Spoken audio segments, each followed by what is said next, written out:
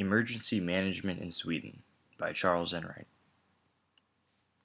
Disaster management in Sweden began in the era of civil defense. The Swedish Agency for Civil Emergency Planning was established in 1986. This agency enhanced Sweden's capacity for effective disaster management by coordinating local, regional, and national efforts to respond to disasters. In 1999, the Commission on Vulnerability and Security in a New Era led to a new perception of priority hazards to Sweden and the creation of the Swedish Emergency Management Agency, also known as SEMA, in 2002. The new Civil Protection Act in 2003 required local municipalities to provide annual risk assessments to help direct SEMA's resources. In 2005, Cyclone Gudrun, an Arctic storm with hurricane-force winds, hit Sweden, killing 18 people and knocking out electricity to hundreds of thousands of people. Some were out for up to 3 weeks.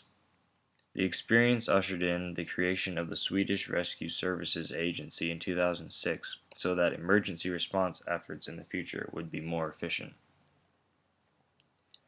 In 2007, the National Platform for Disaster Risk Reduction was established in order to fully comply with the first international standard for disaster risk reduction, the Hyogo Framework for Action. These developments led to the creation of the Swedish Civil Contingencies Agency, also known as MSB, the first all-encompassing organization for disaster management in Sweden, which coordinates and operates with all tiers of response in an emergency. The MSB works in a bottom-up implementation pattern. Local municipalities maintain autonomy until they are faced with an emergency which overwhelms their capacity for response. County administrative boards provide support at a regional level when this occurs and can call upon international allies for aid as according to prearranged mutual support agreements.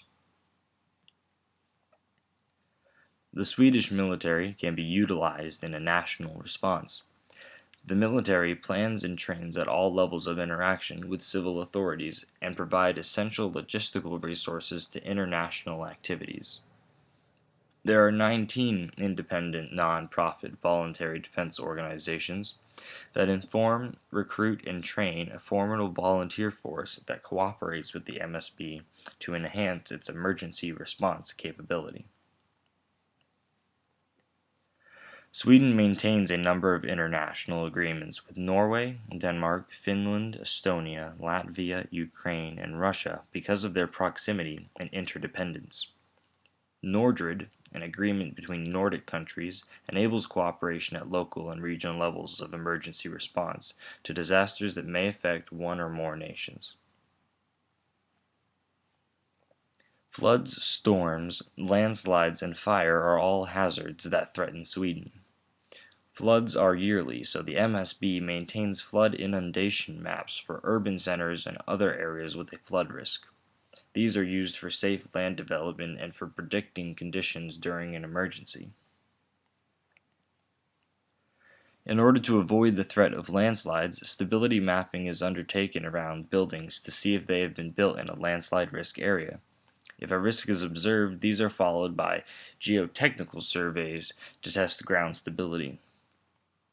The MSB has implemented the Fire Risk Forest and Land National Information System to gather and share information about these vegetation fires and help response efforts to forest fires, if not hopefully mitigating them to some extent.